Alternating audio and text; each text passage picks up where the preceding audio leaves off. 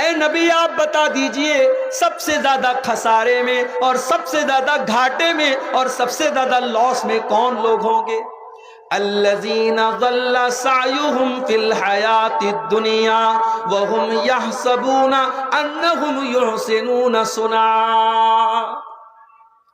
سب سے زیادہ گھاٹے میں وہ لوگ ہوں گے جو نماز بھی پڑھ رہے ہیں، جو قرآن بھی پڑھ رہے ہیں، جو روزہ بھی رکھ رہے ہیں، جو دان خیرات بھی کر رہے ہیں، جو زکوٰۃ بھی دے رہے ہیں، جو رمضان میں عمرہ بھی کر رہے ہیں، جو حج بھی کر رہے ہیں، جو بہت ساری نیکیوں کو اپنے اکاؤنٹ میں ڈال رہے ہیں، مگر جب قیامت کے دن جائیں گے ان کا اکاؤنٹ زیرو ہوگا، ان کا نیکیوں کا اکاؤنٹ خالی ہوگا۔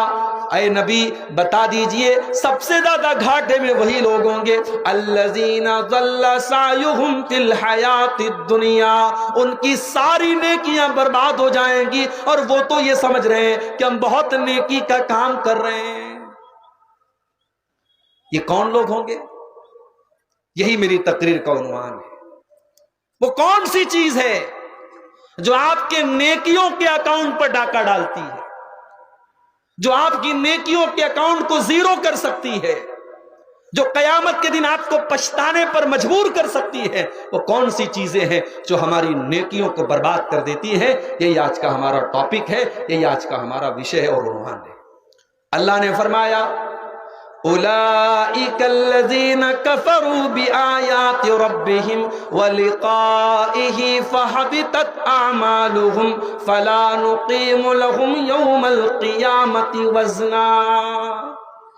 اے نبی بتا دیجئے جو اللہ کے اوپر ایمان نہیں رکھتا ہے، جو قیامت کے دن کے اوپر ایمان نہیں رکھتا ہے، جو اللہ کا انکار کرتا ہے، جو قیامت کا انکار کرتا ہے، جو مومن نہیں ہے، جو کافر ہے، جو اللہ کا انکار کرنے والا ہے، یہی وہ لوگ ہوں گے جن کی ساری نیکیاں برباد ہو جائیں گی اور قیامت کے دن ان کی نیکیوں کا کوئی وزن نہیں ہوگا۔ بوجھتے پاریں؟ پہلی چیز جو آپ کی نیکیوں کو برباد کر دے گی، پہلی چیز کیا ہے؟ کفر ہے، شرک ہے۔ حج کرتے چلے جاؤ، عمرہ کرتے چلے جاؤ، اگر یہ پیشانی اللہ کے علاوہ کسی پتھر کے آگے جھک گئی، کسی مزار کے آگے جھک گئی، کسی قبر کے آگے جھک گئی، کسی انسان کے آگے جھک گئی، کسی پیڑ کے آگے جھک گئی، کسی ندی کے آگے جھک گئی، کسی بھی غیر اللہ کے آگے اگر یہ سر جھکا ہے اور شرک کر کے آدمی دنیا سے گیا ہے تو وہ انسان قیامت کے دن اس کی نیکیوں کا اکاؤنٹ زیرو ہو جائے گا، اس کی نیکیاں اس کے کام نہیں آئیں گی۔ یہ قرآن کی آیت ہے، اللہ فرماتا ہے۔ اور آگے بڑھیے، قرآن کا 19واں پارہ اٹھائیے۔ وَقَالَ الَّذِينَ لَا يَرْجُونَ لِقَاءَنَا لولا انزل علینا الملائکۃ او نری ربنا۔ اے نبی یہ لوگ جو ہم سے ملنے کی امید نہیں رکھتے، جو قیامت کو نہیں مانتے، جو آخرت کو نہیں مانتے، جو اللہ کو نہیں مانتے، اے نبی یہ آپ سے کہتے ہیں کہ اے محمد صلی اللہ علیہ وسلم اگر اللہ کا فرشتہ کوئی ہے تو ہمارے پاس کیوں نہیں آتا ہے؟ اگر واقعی میں فرشتے ہیں تو ہمارے پاس کیوں نہیں آتے ہیں؟ او نرا ربنا، اور اگر آپ کہتے ہیں کہ آپ اللہ کے نبی ہیں تو اے محمد صلی اللہ علیہ وسلم ہم اللہ کا دیدار کیوں نہیں کر پا رہے ہیں؟ ہم اللہ کو دیکھ کیوں نہیں پا رہے ہیں؟ اللہ ہمیں نظر کیوں نہیں آ رہا ہے؟ لقد استکبروا فی انفسہم وعتوا عتوا کبیرا۔ اے نبی یہ ایسی ڈیمانڈ یہ کیوں کر رہے ہیں؟ کیونکہ یہ بہت بڑے گھمنڈی ہیں، یہ بہت بڑے سرکش ہیں، یہ اہنکار میں ڈوبے ہوئے لوگ ہیں، یہ اللہ کا مذاق اڑا رہے، فرشتوں کا مذاق اڑا رہے ہیں۔ اے نبی ان کو بتا دو یوم یرون الملائکۃ لا بشری یومئذ ویقولون حجرا محجورا۔ اے نبی آج تو یہ آپ سے کہتے ہیں کہ فرشتوں کا دیدار کرا دو، جب موت کا ٹائم آئے گا، جب ان کی روح کے نکلنے کا ٹائم آئے گا اور فرشتوں کا یہ دیدار کر لیں گے تو وہ دن ان کے لیے بڑی بدنصیبی کا دن ہوگا، اور یہ کہیں گے حجرم مہجورا، اے فرشتوں دور ہو جاؤ، میری جان نہ نکالو، میری روح نہ نکالو۔ وَقَدِمْنَا إِلَى مَا عَمِلُوا مِنْ عَمَلٍ فَجَعَلْنَاهُ هَبَاءً مَنْثُورًا۔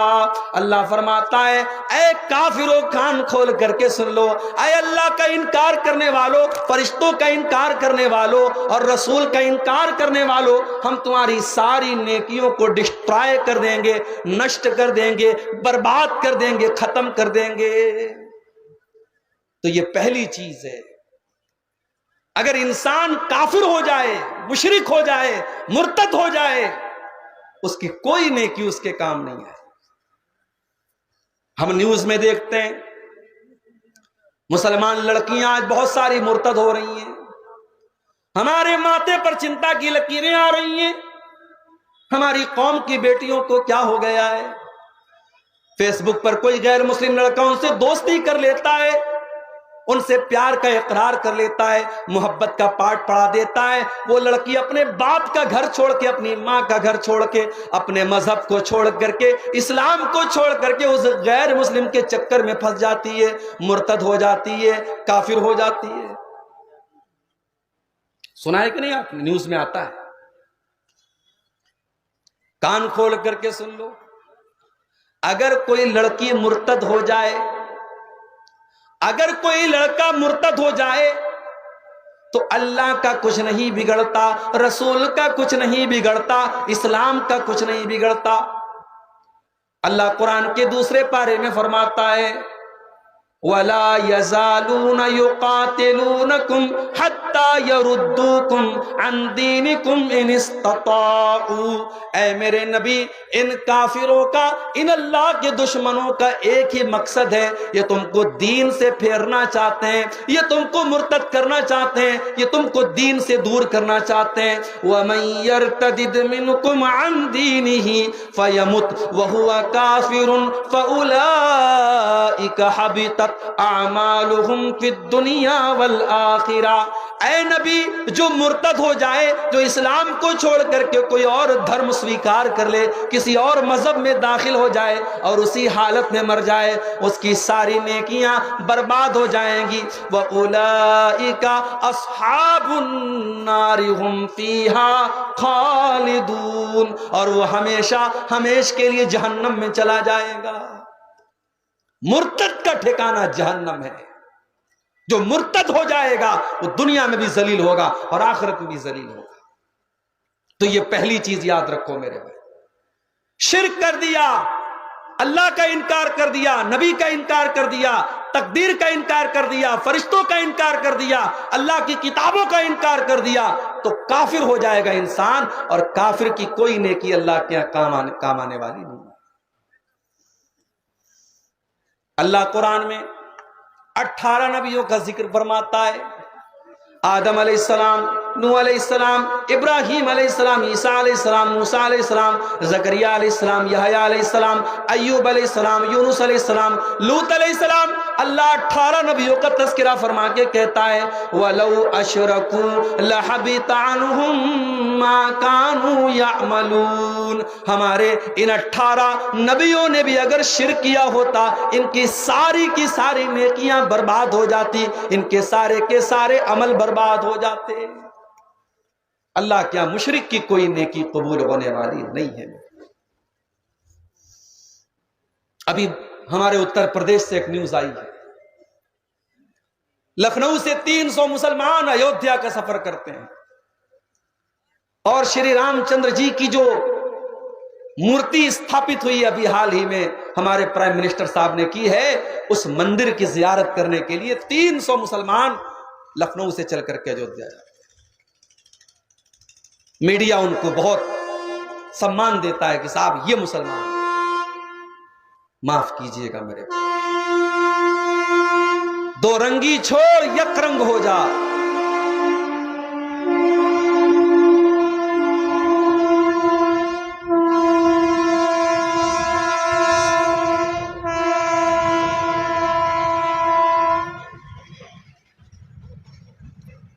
رنگی چھوڑ یک رنگ ہو جا، سراسر موم ہو یا سنگ ہو جا۔ آپ اگر یہ چاہتے ہیں کہ آپ لا الہ الا اللہ بھی پڑھتے رہے، اللہ اکبر بھی پڑھتے رہیں، اور پتھر کے بتوں کے آگے آپ سجدہ بھی کریں، غیر اللہ کے آگے آپ سر بھی جھکائیں، اور غیر اللہ کے نام کے نعرے بھی لگائیں، اللہ بھی خوش، شیطان بھی خوش، رام بھی خوش، رحمان بھی خوش، یہ نہیں ہو سکتا میرے، یہ نہیں ہو سکتا۔ توحید، ہمارے دین کی پہچان توحید ہے۔ ہم لا الہ الا اللہ جب پڑھتے ہیں، ہم اقرار کرتے ہیں کہ اللہ ہی ہمارا معبود ہے، اور ہم انکار کرتے ہیں کہ اللہ کے سوا کوئی پوجیہ نہیں ہے، کوئی اپاسنا کے لائق نہیں ہے، کوئی عبادت کے لائق نہیں۔ اور یہ الگ بات ہے، ہمارے ہندو بھائیوں کو بھی غلط پٹی پڑھائی گئی ہے، ورنہ ان کے دھارمک گرنتھوں میں بھی یہی کہا گیا ہے، ایکم برہمادتیہ ناستی نینا ناستی ناستی کنچن، اللہ ایک ہے، برہما ایک ہے، دوسرا نہیں ہے، بالکل بھی نہیں ہے، کداپی نہیں ہے، ہرگز نہیں ہے۔ توحید تو ان کے مذہب میں بھی ہے۔ ڈاکٹر ذاکر نائک صاحب کی ایک کتاب ہے، انگلش میں اور ہندی میں، بنگلہ میں بھی آپ کو مل جائے گی، سملیرٹیز بٹوین ہندوازم اینڈ اسلام۔ اسلام اور ہندوازم کے بیچ میں کون کون سی چیزیں سملر ہیں، کامن ہیں، اس کو جا کے آپ پڑھ لیجئے، پورے حوالے آپ کو مل جائیں گے کہ توحید کا جو تصور اسلام پیش کرتا ہے وہ ہندو دھرم کے اندر بھی موجود ہے۔ مورتی پوجا اور بتوں کی پوجا کا تصور ہندو مذہب میں بعد میں آیا ہے۔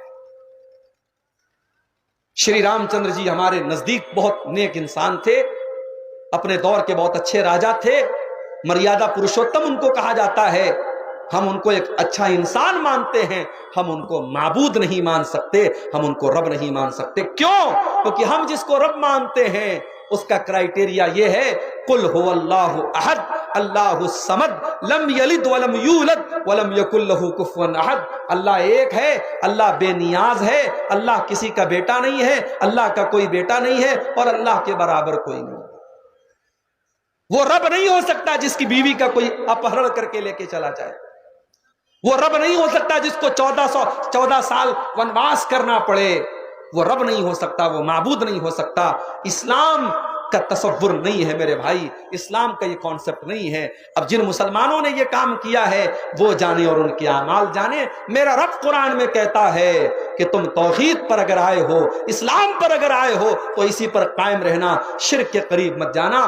دیکھ لو ہمارے 18 نبیوں کی بات کرتا ہے اللہ، اگر انہوں نے بھی شرک کیا ہوتا تو ان کی نیکیاں برباد ہو جاتی۔ تو یہ پہلی چیز نوٹ کر لیجئے، شرک نہیں کرنا ہے، کفر نہیں کرنا ہے، اور اس کو ہلکے میں مت لینا۔ پاکڑ کا مسلمان اور یہ جو بیلٹ ہے آپ کا، جہاں اہل حدیثوں کی ایک بڑی تعداد ہے، آپ اس غلط فہمی میں مت رہنا کہ صاحب ہم تو اہل حدیث ہیں، ہمارے یہاں مزاروں پر سجدہ نہیں ہوتا، ہم قبروں پر سجدہ نہیں کرتے، ہمارے یہاں شرک نہیں ہوتا۔ آنے والا دور بہت نازک ہے میرے بھائی۔